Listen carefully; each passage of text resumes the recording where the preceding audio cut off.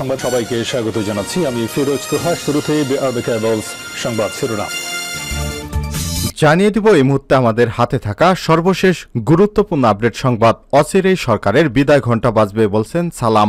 ঢাকা মহানগর দক্ষিণ বিএনপির আহ্বায়ক বীর মুক্তিযোদ্ধা আব্দুস সালাম বলেছেন, দেশের মানুষকে আর বোকা বানানো যাবে না। সরকারের সময় ফুরিয়ে এসেছে, জনগণ ফুঁসে উঠেছে। অচিরেই এই সরকারকে বিদায় ঘণ্টা বাজিয়ে তারপর বিদায় করতে হবে। এরপর জানিয়ে দিব বিরোধী দল দমন এবং ভাঙতে ষড়যন্ত্র করছে সরকার, অভিযোগ করলেন বিএনপির জাতীয় স্থায়ী কমিটির সদস্য ডক্টর আব্দুল মঈন খান। এদিকে যেভাবেই হোক স্বাস্থ্য সুরক্ষা আইন সংসদে পাশ করাবো বলছেন স্বাস্থ্যমন্ত্রী ডাক্তার সমন্তলাল সেন। এদিকে দেশকে এগিয়ে নিতে প্রয়োজন শুধু দেশপ্রেম মন্তব্য করেছেন গণপূর্ত মন্ত্রী। জানাবো বোতলজাত সয়াবিন তেলের দাম বাড়ায় ক্ষুব্ধ ভোক্তারা। বোতলজাত সয়াবিন তেলের দাম আগের তুলনায় লিটার প্রতি 4 টাকা বাড়ানোর সিদ্ধান্ত নিয়েছে সরকার। তবে খোলা সয়াবিন তেলের দাম প্রতি লিটারে 2 টাকা কমানো হয়েছে। এছাড়াও সুপার পাম অয়েলের দামও নির্ধারণ করে দেওয়া হয়েছে বলে জানিয়েছে বাণিজ্য প্রতিমন্ত্রী হাসানুল ইসলাম টিটো। বৃহস্পতিবার 18 এপ্রিল সচিবালয়ে এক প্রেস ব্রিফিংয়ে এসব কথা বলেছেন বাণিজ্য প্রতিমন্ত্রী। এছাড়াও প্রতিমন্ত্রী বলেন, সুপার পাম অয়েল তেল প্রতি লিটার খোলা দাম সর্বোচ্চ 135 টাকা নির্ধারণ করে দেওয়া হয়েছে। পাম তেলের দাম নির্ধারণ করা ছিল না বলে জানান প্রতিমন্ত্রী। এবং সর্বশেষ জানিয়ে দিব ইরানের বিরুদ্ধে কঠোর পদক্ষেপ শুরু করেছে যুক্তরাষ্ট্র। ইরানের উপর নতুন করে নিষেধাজ্ঞা ঘোষণা করেছে যুক্তরাষ্ট্র। গত সপ্তাহে ইসরায়েলে ইরানের ক্ষেপণাস্ত্র এবং ড্রোন হামলার পর আজ বৃহস্পতিবার মার্কিন যুক্তরাষ্ট্র ইরানের উপর এই নিষেধাজ্ঞার ঘোষণা দিল। ইরানের 16 ব্যক্তি এবং 2টি সংস্থার উপর এই নিষেধাজ্ঞা জারি করা হয়েছে। ইউএস ট্রেজারি ডিপার্টমেন্টের বিবৃতি বলা হয়েছে, ইরানের সেসব ব্যক্তি ও প্রতিষ্ঠানের উপর নিষেধাজ্ঞা দেওয়া হচ্ছে যারা ইরান সরকারের ক্ষেপণাস্ত্র এবং ড্রোন উৎপাদন কার্যক্রমের সঙ্গে যুক্ত। 13 এপ্রিলে হামলায় শাহেদ ভেরিয়েন্টের ক্ষেপণাস্ত্র ব্যবহার করেছিল ইরান। যে দুটি প্রতিষ্ঠানকে লক্ষ্য করে নিষেধাজ্ঞা দেওয়া হয়েছে তারা ইরানের ক্ষেপণাস্ত্রের জন্য ইঞ্জিন তৈরি করে থাকে। নিষেধাজ্ঞার মাধ্যমে এই ক্ষেপণাস্ত্রের ইঞ্জিন তৈরিতে বড় ধরনের বাধার সম্মুখীন হবে ইরান। প্রিয় দর্শক, এতক্ষণ শুনছিলেন সংবাদ শিরোনাম, এবারে বিস্তারিত।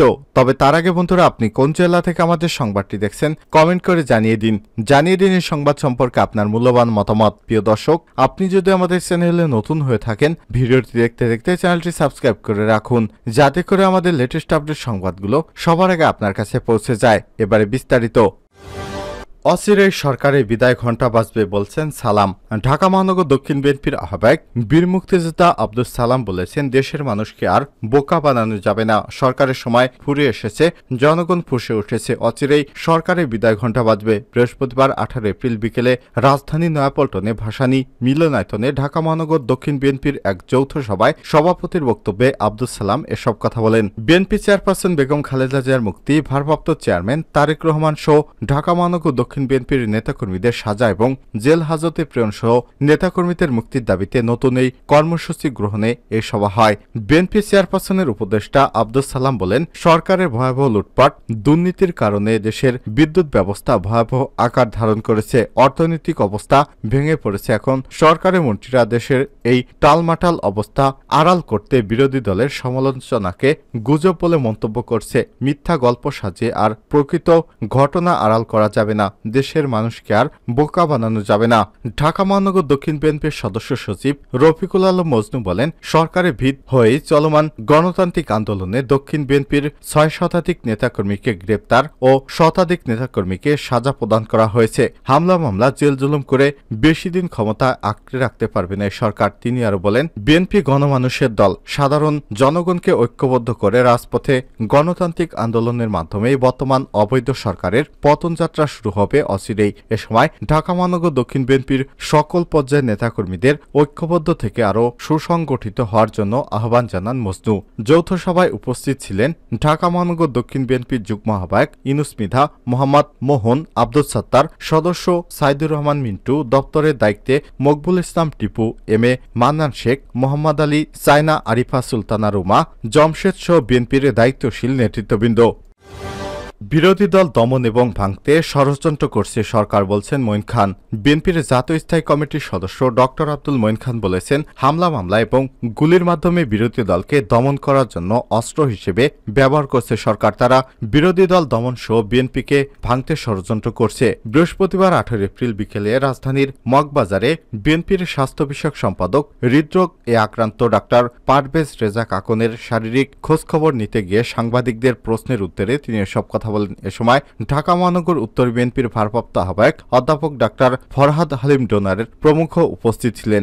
ডক্টর আব্দুল মঈন খান অসুস্থ কাকনের শারীরিক ও পারিবারিক অবস্থার খোঁজখবর নেন। প্রসঙ্গত, গত রোববার সকালে doctor Parvez Reza Kakon massive heart অ্যাটাকে আক্রান্ত হয়। পরে তাৎক্ষণিকভাবে রাজধানীর আসগর আলী হাসপাতালে ভর্তি করা হয়। সেখানে বিশেষজ্ঞ ডাক্তারের তত্ত্বাবধানে চিকিৎসাধীন ছিলেন তিনি। পরে কাকনের হার্টে ব্লক ধরা পড়ে চিকিৎসকেরা 3টি রিং পরিয়েছেন। গত বুধবার তিনি বাসায় ফিরেছেন। এরপর গতকাল বিকেলে রাজধানীর ধানমন্ডিস্থ ইবনে সিনা হাসপাতালে নিয়ে বিএনপির অসুস্থ নেতা এবং সাবেক মন্ত্রী ব্যারিস্টার রফিকুল ইসলাম মিয়ার শারীরিক অবস্থার খোঁজখবর নেন ডক্টর আব্দুল মঈন খান।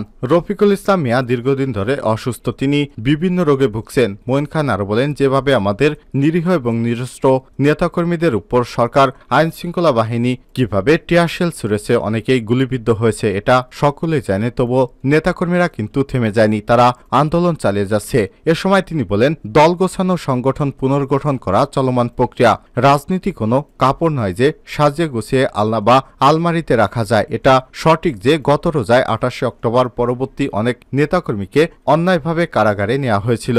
আমরা তাদের জামিনের বিষয়ে গুরুত্ব দিয়েছি, কারণ বিএনপির আইনের শাসনে বিশ্বাসী নিয়মতান্ত্রিক রাজনৈতিক দল, সেজন্যই জামিনের বিষয়ে চেষ্টা করেছি। আজকেও কিন্তু মামলা মোকদ্দমা শেষ হয়নি। এখনো প্রতিদিন হাজার হাজার নেতাকর্মী দেশের বিভিন্ন কোর্টে হাজিরা দিচ্ছেন। নেতাকর্মীদের মধ্যে কারো বিরুদ্ধে 300 থেকে 500 পর্যন্ত মামলা আছে। সেখানে কে ডাক্তার, কে প্রকৌশলী কিংবা কিসের সুশীল পেশাজীবী কেউ বাদ যায়নি মামলা থেকে। শুধু তাই নয়, গভীর রাতে গ্রামগঞ্জের তৃণমূল নেতাকর্মীদের বাড়িতে গিয়ে হানা দিয়েছে পুলিশ এবং আইনশৃঙ্খলা বাহিনীর অবৈধ সদস্যরা। সরকারকে বলবো, প্রতিহিংসার রাজনীতি পরিহার করে একটি আদর্শের রাজনীতিতে ফিরে আসুন। বিএনপি নিয়মতান্ত্রিকভাবে শান্তিপূর্ণ আন্দোলনের মাধ্যমে দেশের গণতন্ত্র পুনরুদ্ধার এবং জনগণের ভোটাধিকার পুনঃপ্রতিষ্ঠা করবে ইনশাল্লাহ। যেভাবে হোক স্বাস্থ্য সুরক্ষা আইন সংসদে পাশ করব। চিকিৎসক এবং রোগীদের স্বার্থে যে কোনোভাবে দেশে স্বাস্থ্য সুরক্ষা আইন জাতীয় সংসদে পাশ করাবো বলে মন্তব্য করেছেন স্বাস্থ্যমন্ত্রী ডাক্তার সামন্তলাল সেন। এছাড়াও বিদেশে চিকিৎসা সেবা নিতে দেশের রোগীদের নিরুৎসাহিত করতে দেশের চিকিৎসকদেরও আরও সেবা এবং সহযোগী মনোভাব নিয়ে কাজ করার অনুরোধ জানান তিনি। বৃহস্পতিবার 18 এপ্রিল কুমিল্লা মেডিকেল কলেজ হাসপাতাল মিলনায়তনে কুমিল্লা চাঁদপুর নোয়াখালী মেডিকেল কলেজ হাসপাতাল পরিচালক এবং অধ্যক্ষদের সঙ্গে এক মতবিনিময় সভায় প্রধান অতিথির বক্তব্যে তিনি এসব কথা বলেন। সভায় বিশেষ অতিথি হিসেবে উপস্থিত ছিলেন স্থানীয় সদর আসনের সংসদ সদস্য আকম বাহাউদ্দিন বাহারের অনুরোধে কুমিল্লা একটি ক্যান্সার হাসপাতাল নির্মাণেরও প্রতিশ্রুতি দেন স্বাস্থ্যমন্ত্রী। দেশকে এগিয়ে নিতে প্রয়োজন শুধু দেশপ্রেম, বলছেন গণপূর্ত মন্ত্রী। দেশ এগিয়ে নিয়ে যাওয়ার জন্য খুব বেশি কিছুর প্রয়োজন নেই, শুধু দেশপ্রেম প্রয়োজন শুধু দেশপ্রেম, এমন মন্তব্য করেছেন গৃহায়ন এবং গণপূর্ত মন্ত্রী রমা উবায়দুল মুক্তাদির চৌধুরী। তিনি বলেন, বঙ্গবন্ধু শূন্য থেকে দেশের যাত্রা শুরু করেছিলেন, আর তার কন্যা শেখ হাসিনা দেশকে উন্নয়নশীল দেশের দিকে নিয়ে যাচ্ছেন। বাংলাদেশ জুরিবিহীন দেশ নয়, বাংলাদেশ একটি উন্নয়নশীল দেশ। এটা সম্ভব হচ্ছে নেতৃত্বের কারণে। বৃহস্পতিবার 18 এপ্রিল দুপুরে মানিকগঞ্জের সদর উপজেলা মেঘশিমুল এলাকায় ম্যাকক্রিটের অটোক্লেভ ব্লক কারখানা উদ্বোধন অনুষ্ঠানে প্রধান অতিথির বক্তব্যে তিনি এসব কথা বলেন। উবায়দুল মুক্তাদির বলেন, বঙ্গবন্ধু শেখ মুজিবুর রহমান দেশ দিয়েছেন, আর তার কন্যা শেখ হাসিনা উন্নয়ন দিয়েছেন। নাগরিক হিসেবে আমাদের উচিত শেখ হাসিনার সাফল্যের পাশে থাকা, তবেই আমাদের স্মার্ট বাংলাদেশ স্মার্ট হবে। দেশ এগিয়ে নিয়ে যাওয়ার জন্য খুব বেশি কিছুর প্রয়োজন নেই, শুধু প্রয়োজন দেশপ্রেম।